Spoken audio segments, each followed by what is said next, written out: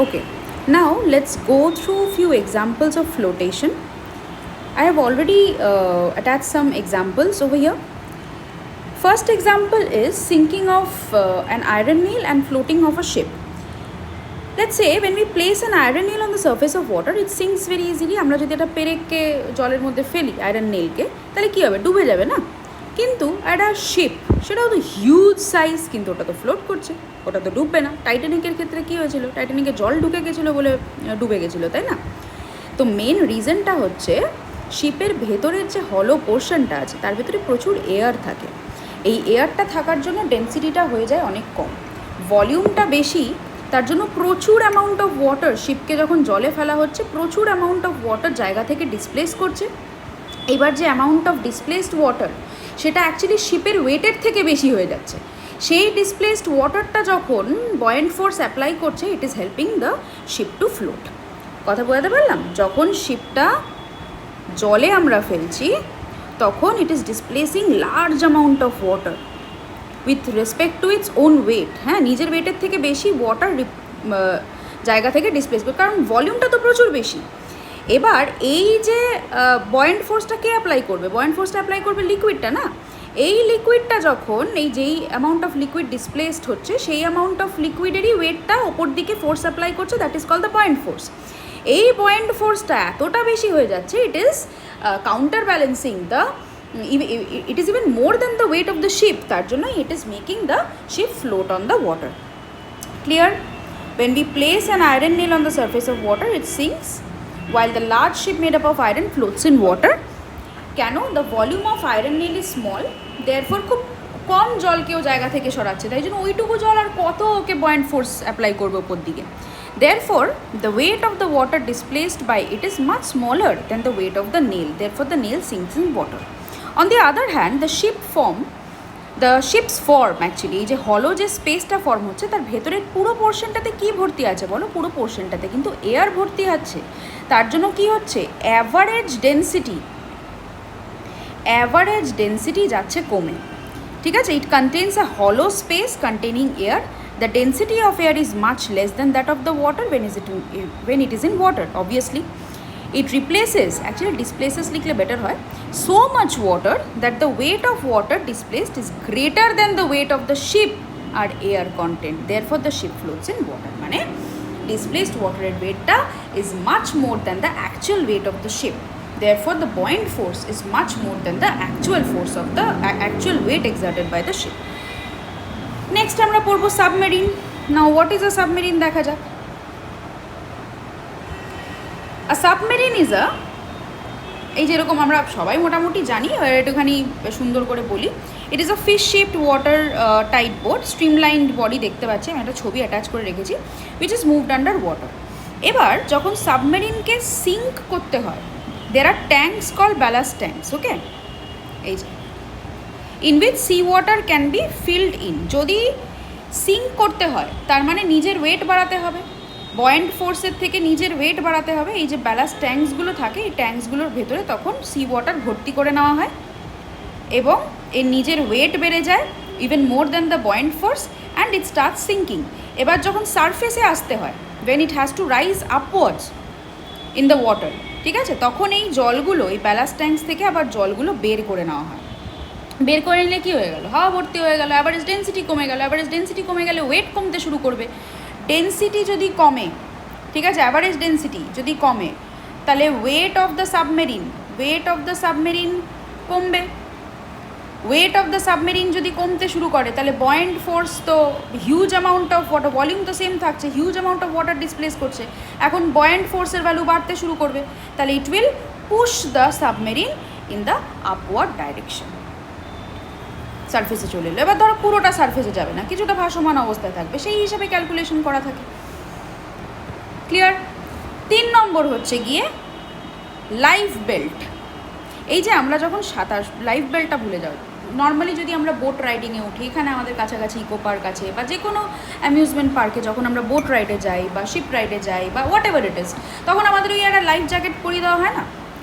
তো ওই লাইফ জ্যাকেটটা ভেতরে দেখবে ফোম ভরা থাকে, যাতে কিনা আমরা যখন ওটা পরি, ইটস অ্যাকচুয়ালি আমাদের ওভারঅল ডেন্সিটিটা কমে যায় and we can keep floating, আমাদের নিজেদের ওয়েটের থেকে আমাদের ভলিউম অফ ওয়াটার ডিসপ্লেসড যেন অনেক বেশি হয়, তাহলে ওয়েট অফ ওয়াটার ডিসপ্লেসড অনেক বেশি হয়ে যাবে, হেন্স বয়েন্ট ফোর্স বেশি অ্যাপ্লাই করতে পারবে জলটা, বয়েন্ট ফোর্স বেশি অ্যাপ্লাই করতে পারলেই আমরা কিন্তু ফ্লোট করতে পারবো। ঠিক আছে, তারপরে আমরা যখন দেখবে সাঁতার শেখে বাচ্চারা, তখন এরকম একটা রাবার টিউব দেওয়া হয় না, এটার ভেতরে বাচ্চাগুলো সাঁতারটা শেখে, রাইট? লাইফ বেল্টের কনসেপ্টটা আমি তাহলে লিখে দিই। So, তাহলে what is a life belt? It is a big hollow tube of rubber. When air is filled in it, big, generally orange colored হয় তাই না, hollow tube of rubber. When air is filled in it, কি হয়ে যায়? Volume increases. তোমরা কিন্তু volume সুন্দর করে স্পেলিং করে লিখবে, ভলিউম ইনক্রিজেস, তাই তো? এবার যখন একটা মানুষ, when man wearing this belt jumps in water, তখন water displaced by man plus ম্যানের, ধর তোর আর তোর যে লাইফ জ্যাকেটটা প্লাস লাইফ জ্যাকেট বা বেল্ট যাই পরে আছিস, বেল্ট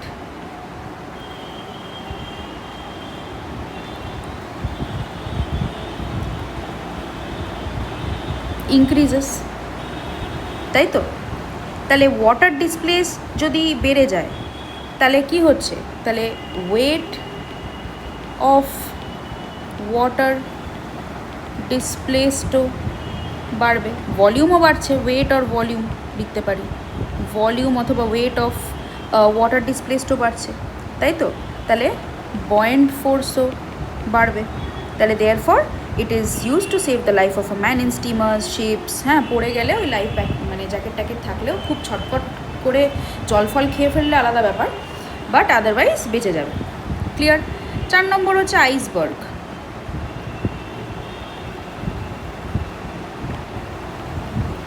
আইসবার্গে, আচ্ছা, ওয়েলসের কনসেপ্টটাও কিন্তু সেম। হ্যাঁ, ওয়েলসের ওই যে সুইম ব্ল্যাডার্স যে থাকে, বা যে কোনো মাছের যে সুইম ব্ল্যাডার থাকে, যখন সিঙ্ক করতে হবে তখন প্রচুর পরিমাণের ওই সুইম ব্ল্যাডারের মধ্যে জল ঢুকিয়ে নেয়, যখন ফ্লোট করতে হবে তখন জল বের করে দেয়।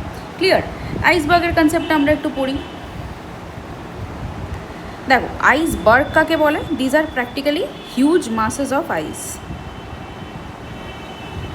হিউজ মাসেস অফ আইস, ঠিক আছে? ফ্লোটিং ইন ওয়াটার ডেফিনেটলি, এটা আর্কটিক রিজন ফিজনে পাওয়া যায়।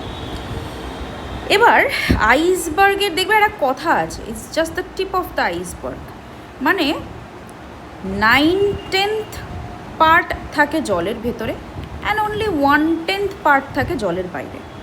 ক্লিয়ার? কেন? কারণ ডেন্সিটি অফ সি ওয়াটার,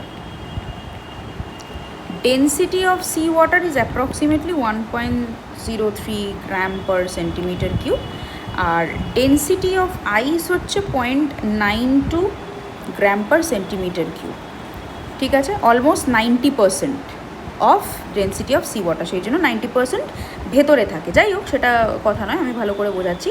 এবার by the law of flotation, by the law of flotation আমরা কি শিখেছি? দ্য ফ্র্যাকশন, সেটাও কিন্তু density dependent, fraction of the volume of ice being immersed, ঠিক আছে? এটাকে VI ধরে নিচ্ছি, ঠিক আছে? ধরে নে VI। আমরা কি শিখেছিলাম? VD by V of maybe by V, ঠিক আছে? এক সেকেন্ড দাঁড়া, তোদের কী শিখিয়েছিলাম, কিসের টার্মসে?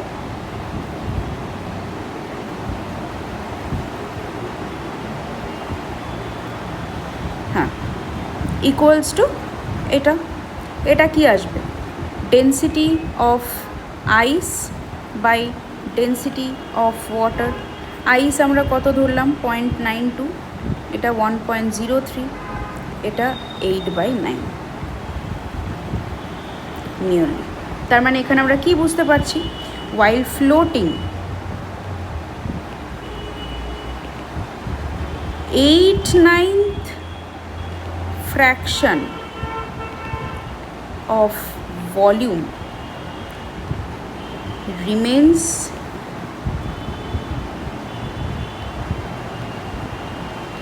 within water and only 1/9 part becomes visible above water, ঠিক আছে। therefore যদি ওই যে Titanic case, the ship or submarine sometimes collides with the iceberg and movies are made. Anyway, next 5 number.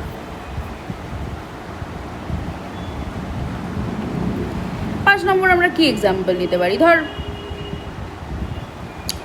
when a boat from sea is brought in river, সমুদ্র থেকে when a boat from sea is brought in river, রিভারে কিন্তু density কম, নুন কম, তো তখন কি করতে হয়, weight has to be reduced, ঠিক আছে।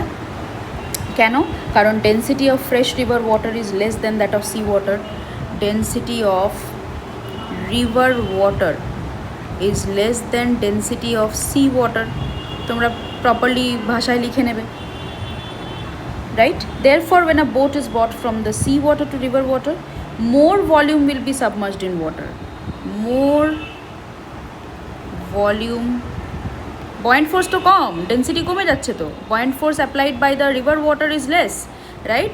তাহলে more volume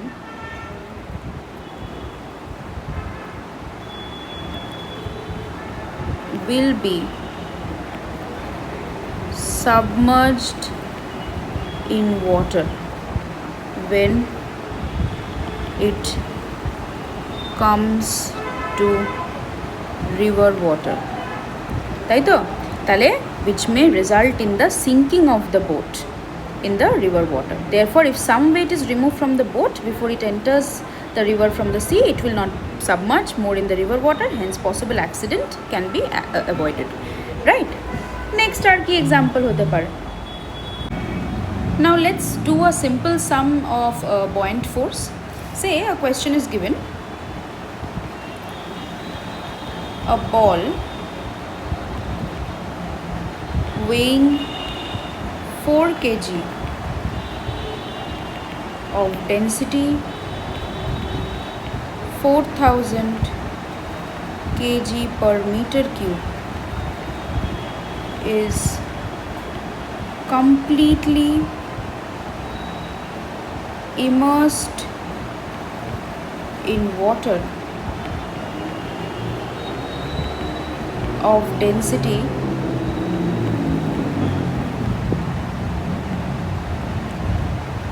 5 force of buoyancy on it, g তোমাকে ধরে নিতে বলেছে 10 মিটার পার সেকেন্ড স্কোয়ার, ঠিক আছে। আমরা buoyant force মানে কি জানি, weight of the liquid displaced, of the liquid displaced, এটা কি হবে, density of water into volume of water, volume of water displaced into g, right? density of water কত, 1000 তোমাকে বলে দিয়েছে, volume of water displaced কত বলেছে,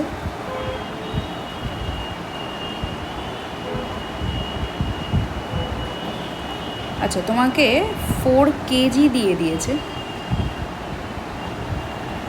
ভলিউম অফ ওয়াটার ডিসপ্লেসড হবেটা কত, 4/4000, দেখো কতটা ভলিউম অফ ওয়াটার ডিসপ্লেসড হবে ওয়েট অফ দ্য বডি সমান, তাই তো? কী করে পাবো আমরা সেটা? আমরা জানি mass by volume equals to density. তাহলে volume equals to mass by density লিখতে পারি। মাস অফ দ্য বডি কত? 4 কেজি বলে দিয়েছে। ডেন্সিটি কত? 4000 বলে দিয়েছে, রাইট? আর জি এর ভ্যালু তোমাকে 10 ধরে নিতে বলেছে। পয়েন্ট ফোর্স যখন সবকটা এসআই ইউনিটে আছে যেহেতু, তাহলে নিউটনেই বেরোবে। এটা দিয়ে 4 কেটে গেল, তাহলে 10 নিউটন। ওকে, আর একটা কোয়েশ্চেন দিচ্ছি। ধরো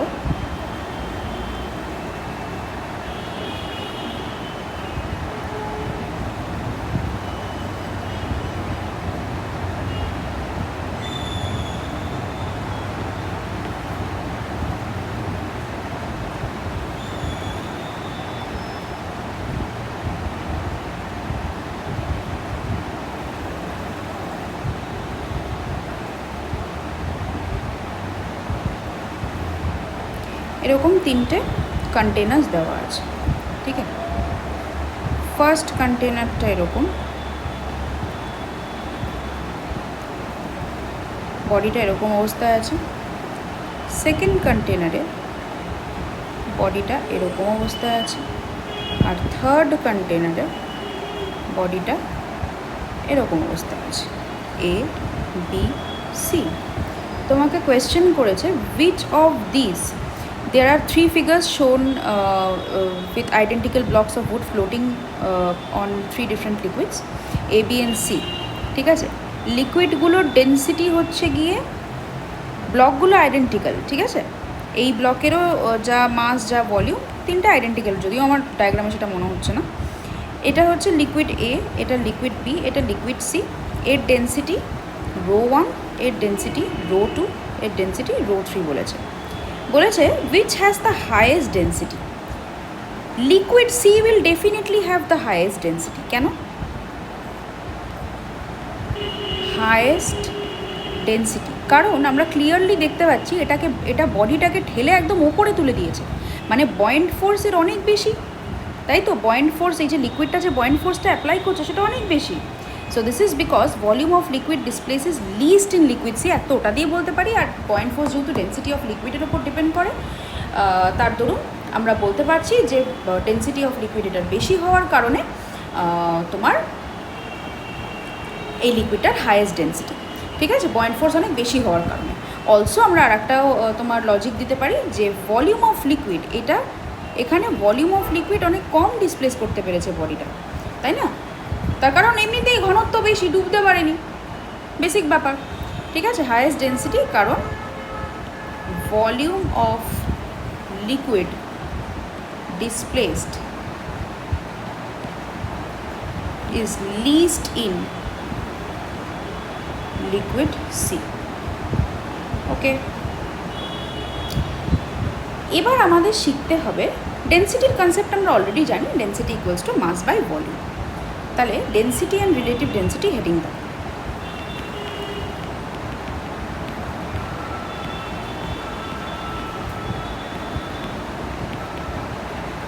রিলেটিভ কথাটার মানে কি জানো?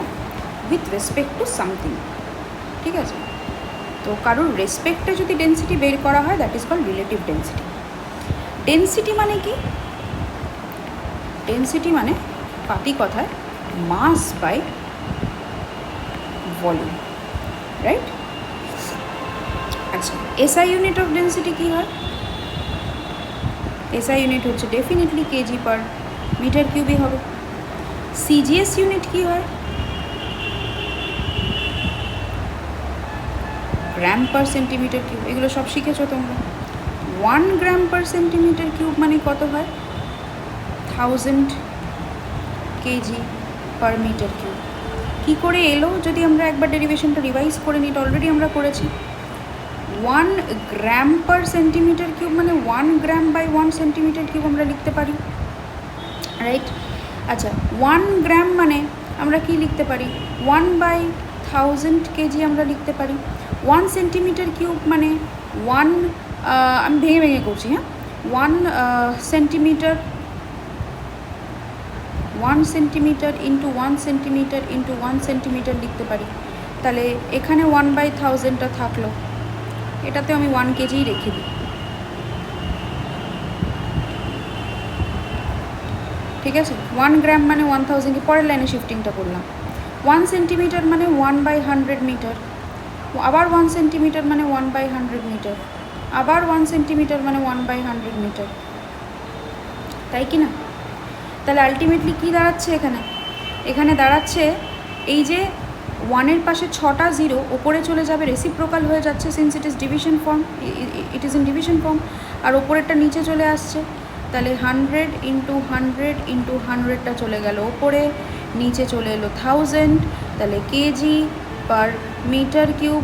কাটাকাটি করো, cancel it out, reduce it to the simplest term, kg per metre cube, right? আচ্ছা, নেক্সট আসি আমরা এবার রিলেটিভ ডেন্সিটিতে। What is relative density?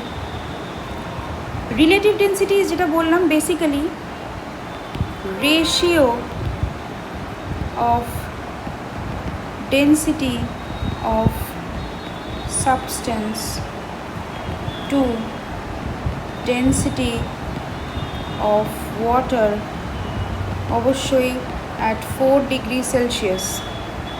Clear? তাহলে RD হচ্ছে density of substance by density of water. Unit কি হয়? ওপরেও density gram per centimetre cube হোক বা কেজি পার মিটার কিউব হোক, নিচেও ডেন্সিটি, তাহলে সেই ক্ষেত্রে ইউনিট হবে হচ্ছে গিয়ে নাথিং, ইউনিটলেস। ওকে, রেশিওর কি কোনো ইউনিট হয়? আচ্ছা, এটা হলো।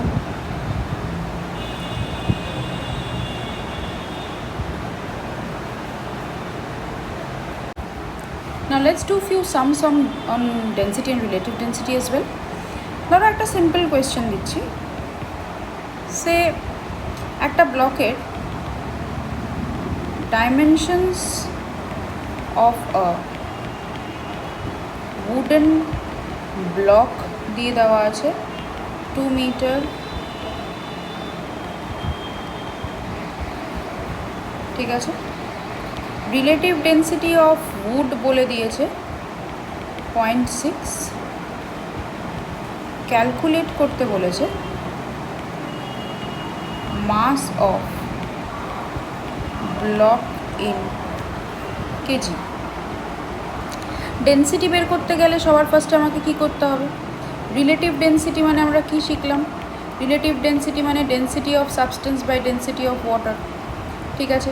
তাহলে রিলেটিভ ডেন্সিটি দিয়ে দেওয়া আছে density of water by default আমরা জানি, তাহলে ডেন্সিটি অফ সলিড বের করতে গেলে RDর সাথে ডেন্সিটি অফ ওয়াটার মাল্টিপ্লাই করতে হবে, তাই তো। তাহলে ডেন্সিটি অফ উড বের করতে গেলে আগে আমাকে কি করতে হবে? Relative density into density of water. Relative density 0.6 দিয়ে দেওয়া, ডেন্সিটি অফ ওয়াটার হচ্ছে 1000 কেজি পার মিটার কিউব, তাহলে এটার ভ্যালু আসছে 600 KG per metre cube. Mass of block কি আসবে? ভলিউম ইন্টু ডেন্সিটি, তাই তো।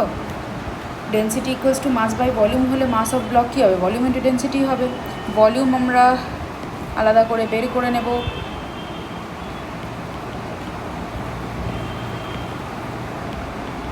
ডাইমেনশনগুলোকে মাল্টিপ্লাই করে দিলেই হয়ে যাবে।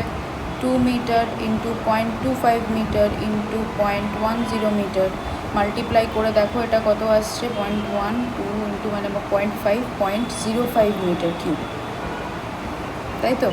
তাহলে 0.05 মিটার কিউব ইন্টু ডেন্সিটি হচ্ছে 600 কেজি পার মিটার কিউব, তাহলে এটার সাথে এটা মাল্টিপ্লাই করো, দুটো সরে যাবে, 0 0 কেটে গেল, তাহলে এটা হবে 30 কেজি, রাইট। নেক্সট আর একটা অঙ্ক করো। মাস অফ বডি দিয়ে দিয়েছে 70 KG, when completely immersed.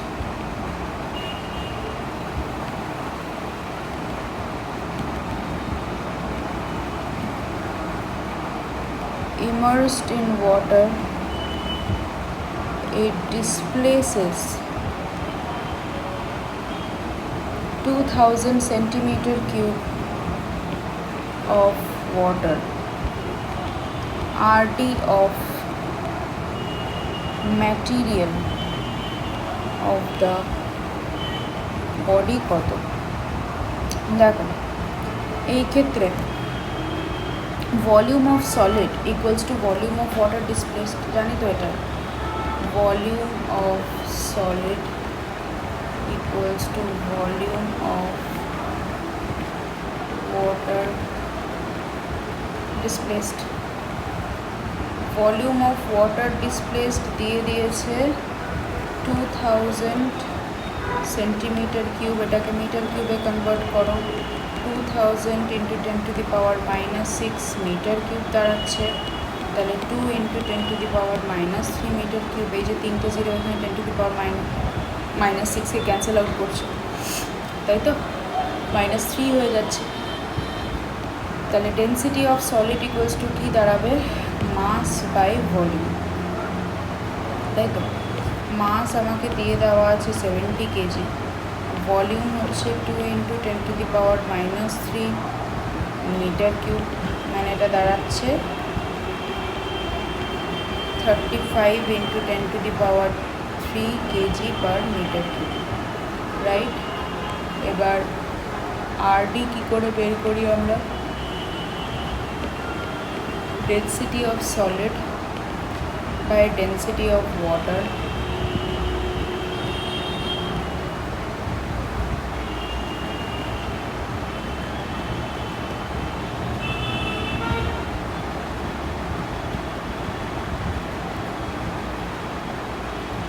Right.